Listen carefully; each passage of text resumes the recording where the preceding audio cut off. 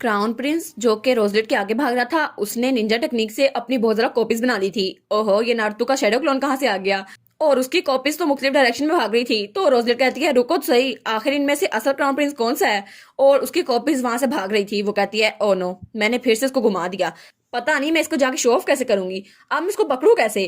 तो वो सोचती है चलो जो भी है, अब मुझे थोड़ा रेस्ट करना चाहिए, मैं बहुत ज्यादा भागी हूँ। और वैसे भी मुझे रेडर्स को बताना चाहिए कि पैलेस गार्डन कितना ज्यादा अच्छा है, इसलिए सब लोग तैयार हो जाओ। लेकिन तभी उसकी चोटी कोई खींचता है। वो कहती है क्या। तो तब वो अपने बाल पकड़ लेती है। वो कहती है कौन है यहाँ पर। तो वहां पर वही लड़की खड़ी थी। वो कहती है तुम अब इतनी बड़ी हो गई हो कि तुम मेरे पास्ट को भूलकर मुझे ग्रीट भी नहीं करोगी, कितनी ज्यादा अनोइंग हो तुमने तो लाइन क्रॉस कर दी है। तो हमारी हीरोइन तब हमें बताती है कि ये जो लड़की हमारे सामने खड़ी है, ये है princess grace align, crown Prince की बड़ी बहन।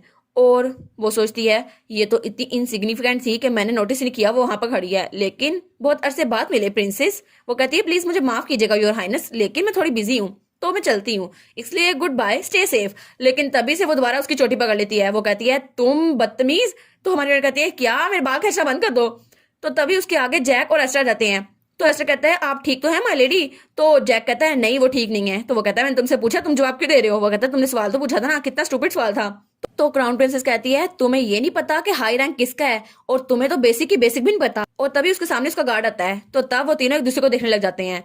ओहो, ये तो फिर उसका भैया आ गया। तो वो कहता है प्लीज पीछे रहिए प्रिंसेस, मैं आपको प्रोटेक्ट करूंगा। और वो था जॉन ब्राउन, सबसे बड़ा बेटा ब्राउन फैमिली का, और उन दोनों का बड़ा भाई। उसको प्रिंसेस से लव एट फर्स्ट साइड हो गया था, इसलिए उसने ब्राउन फैमिली को छोड़ा और रॉयल पैलेस आ गया प्रिंसेस को प्रोटेक्ट करने के लिए। तो उसके भाई कहते हैं ये अंधा तो नहीं हो गया। तो एस्टर कहता है तुमने देखा नहीं, उसने पहले हमारी यंग मिस्ट्रेस के बाल खींचे थे। तो तीनों एक दूसरे को घुरी जा रहे थे। तो हमारी सोचती है ओ नो, ये फिर से शुरू हो गए।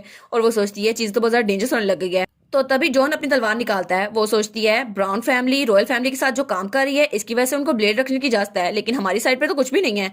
लेकिन तभी जैक और एस्टर अपने अपने हथियार निकाल लेते हैं। एक अपनी बेल्ट निकाल लेता है और दूसरा उसने अपनी स्लीव से चाकू निकाल लिया था। तो वो कहते हैं अब होगा ना मुकाबला, अब करके दिखाओ। और वो दोनों तो उससे भी ज्यादा डेंजरस थे। तब एस्टर कहता है तुम्हारी इन्फॉर्मेशन के मुताबिक ये वेपन्स नहीं है। तो हमारी कहती है फिर ये क्या है। तो जैक कहता है ये तो मेरी लाइफ कंपेनियन है, इसका नाम है कन्वर्सेशन। और तब उन्होंने लड़ाई शुरू कर दी थी। तो जॉन कहता है मैं किसी को प्रोटेक्ट कर रहा हूँ, इसलिए मैं जितना दूर चाहूँ जा सकता हूँ, अगर मेरे सामने छोटे बच्चे क्यों ना हो। तो वो कहते हैं क्या छोटे बच्चे, हम तुम्हें छोटे लगते हैं। तभी एस्टर उसको किक मारता है तो वो उड़ता हुआ दूसरी तरफ जाता है। लेकिन जब जैक उस पर हमला करने लगता है तो वो उसे डोज कर लेता है। वो कहता है तुम यहाँ पर कर क्या रहे हो। तो प्रिंसेस वो अपने नाखून छुपाते हुए कहती है मार डालो इन सबको। तो हमारी कहती है क्या इसको मरवाना जरूरी है। तो वो कहती है एक मिनट रुको, क्या वो क्राउन प्रिंस नहीं है। लेकिन उसकी बात सुनकर तीनों शोकर रहते हैं। वो कहते हैं क्या। तो तीनों अपने हथियार वापस रख लेते हैं। वो अपनी तलवार वापस रख लेता है, एस्टर अपनी ब्लेड वापस स्लीव में डाल देता है, और जैक वो अपनी बेल्ट वापस डाल देता है। तो तीनों कहते हैं ठीक है अब हम इस मसले को आराम से हल करेंगे। तो जॉन कहता है अब बच्चों तैयार हो जाओ, हम पीसफुल डायलॉग करेंगे। तो वो दोनों बिल्कुल स्कॉलर बने हुए थे। वो कहते हैं जी जी बिल्कुल, हम अब आर्गूमेंट से जंग करेंगे, अब हमारी कोल्ड वार होगी। तो हमारी कहती है मैं तो मजाक कर रही थी, कोई नहीं आया। और फिर वो सोचती है मुझे लड़ाइयां देखना बहुत ज्यादा पसंद है, किसी और से भी ज्यादा, लेकिन अभी अगर ये हुआ तो बहुत ज्यादा बुरा हो जाएगा। और ग्रेस अलाइन, ये ऐसा नहीं है कि मैं किसी वजह से प्रिंसेस को ग्रेट नहीं कर रही थी, लेकिन इस सारे वक्त में ये मुझे प्रोवोक कर रही थी। और इसकी शुरुआत हुई थी बहुत सालों पहले। वो बहुत ज्यादा यंग थी और क्राउन प्रिंसेस बनने वाली थी, और बहुत ही ज्यादा टैलेंटेड थी, जैसे बिल्कुल गिफ्टेड हो।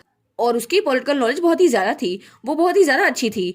लेकिन सिर्फ एक चीज ने उसे क्राउन प्रिंसेस बनने से रोक दिया, वो थे मेरे डैड, जिन्होंने माथे पे बैंड लगाया हुआ था नो ग्रेस, और वो तो जमीन पे लेट गए थे। और ड्यूक एडवर्ड रॉक्सबर्ग, उन्होंने पर्सनली इस बात को अपोज किया था। तो उनके सामने माइक आ जाता है। वो कहते हैं क्या ये सच है। तो वो कहता है बिल्कुल, मेरी डेड बॉडी के ऊपर से गुजर के वो क्राउन प्रिंसेस बनेगी, बिल्कुल बिल्कुल ये सच है। और सब कहते हैं लेकिन डिमांड तो सही है ना सर एडवर्ड, तो आपको क्या मसला है। वो कहता है नहीं, जब तक ये मसला हल नहीं रहता मैं हंगर स्ट्राइक पर हूँ, मैं खाना नहीं खाऊंगा, इसलिए मुझे देखते जाओ। और तब छोटी सी रोजलेट वहां पर आई थी। वो कहती है अगर आप नहीं खाएंगे तो मैं भी नहीं खाऊंगी। लेकिन तब असल रोजलेट जो बहुत ज्यादा छोटी बच्ची थी, उसको उस बात का नहीं पता था। लेकिन हमारी हीरोइन सोचती है मुझे अब ड्यूक की रीजनिंग की समझ आ रही है, क्योंकि असल में प्रिंसेस वो तो अल्कोहलिक थी और हर वक्त शराब पीती रहती थी। और प्रिंसेस ग्रेस उनकी आईसाइट बहुत ज्यादा वीक थी, लेकिन उनको बचपन से आई डिसीज थी, इसकी वजह से उनकी नजर रोज बरोज कमजोर होती जा रही थी। और इसलिए वो रोजाना ड्रिंक करती थी ताकि अपने गम को छुपा सकें। लेकिन इसकी वजह से वो हुकूमत तो नहीं संभाल सकती थी ना, और ऐसा अनस्टेबल पर्सन थ्रोन कैसे ले सकता है। तो तब वो कहती है बेसिकली इसी वजह से उसने मेरे साथ बैर बांध लिया और मेरे पीछे पड़ी हुई है। तो वो कहती है ओ प्रिंसेस आपके चश्मे तो नए हैं है ना। तो प्रिंस कहती है क्या, ये मेरा मजाक उड़ा रही है। तो हमारी कहती है आपके लेंस ठीक हो गए हैं या आपकी आईज और जरा खराब हो रही हैं? ओ मुझे लगता है आपकी आईज तो बहुत ज्यादा सीरियस हो रही हैं।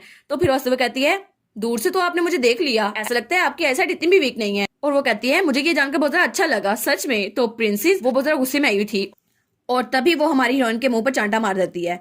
तो तब हमारी हीरोइन के मुंह पे कट लग चुका था, लेकिन हमारी हीरोइन उसके सामने स्माइल करती है जैसे इसका बदला मैं नहीं लूंगी।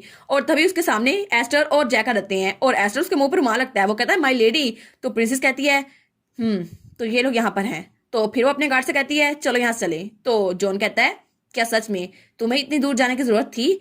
तुम्हें उसका मजाक उड़ाने की जरूरत थी? तो वो उसको देखती है और कहती है लगता है इसको ज्यादा क्रूर लग रही हूं मैं। लेकिन वो कहती है मेरी एक बात सुनते जाओ, मैं तुम्हें एक छोटी सी एडवाइस देती हूँ। मुझे क्राउन प्रिंस के रूम के नीचे प्रिंसेस का एक खिलौना मिला था। तो अगर तुम मुझे नसीहत करने के बजाय प्रिंसेस पे फोकस करोगे ना तो तुम्हें पता चल जाएगा कि लाइन वो क्रॉस कर रही है, मैं नहीं। और तब प्रिंस जाते हुए कहती है जॉन ब्राउन तुम आ रही हो या नहीं? तो वो उसके बच्चे जाने लगता है। वो कहता है मुझे माफ कीजिएगा मैं आ रहा हूँ। तो हमारी बहन कहती है हाँ हाँ जाओ। तो जैक कहता है और फिर कभी ना मिलना हमसे। तो हमारी बहन कहती है बस चुप हो जाओ। तो एस्टर कहता है लेकिन प्रिंसेस यहाँ पर कर क्या रही थी? तो हमारी बहन कहती है अरे हाँ। तो एस्टर कहता है अच्छा तो ये प्रिंसेस का काम था? तो हमारी बहन कहती है हाँ बिल्कुल। और फिर वो कहती है लेकिन ये अब हमारा मसला नहीं है। और झूलते हुए वहां लगती है। वो कहती है हमें तो क्राउन प्रिंस को ढूंढना था ना ताकि अपना स्ट्रेस कम कर सके और उसको स्ट्रेस दे सके। चलो चल के उसको बुली करते हैं। तो पीछे से जैक ने एस्टर को उठाया हुआ था और वो तो बहुत ज्यादा खुशी से वहां से जा रहे थे। वो कहते हैं यस माय लेडी। और वो कहते हैं बस अब हमारी जिंदगी का एक मकसद रह गया है कि प्रिंस को जाके बुली करें और उनको परेशान करें। और इसी के साथ ये वाला पार्ट यहीं पर ख़त्म। तो आप लोग बताइएगा आप लोग को ये पार्ट कैसा लगा और वीडियो को लाइक और चैनल को सब्सक्राइब लाजमी कीजिएगा। बाकी वीडियोस का लिंक भी स्क्रीन पर नज़र आ रहा होगा तो काइंडली उनको भी चेकआउट कर ले। और thank you so much for watching my videos. Stay safe, bye bye.